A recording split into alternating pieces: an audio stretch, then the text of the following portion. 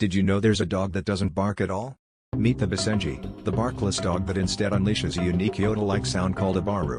Originating from Central Africa, this ancient breed has been prized for its hunting prowess and distinctive vocalizations that can send shivers down your spine.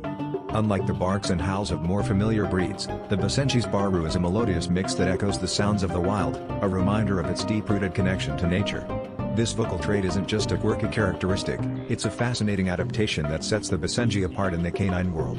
Their vocal cords are shaped differently, which is why they can't produce a regular bark, making them quite the conversation starter among dog enthusiasts. So next time you hear a Basenji's yodel, remember, it's a call from the heart of Africa, a song of the wild wrapped in a compact,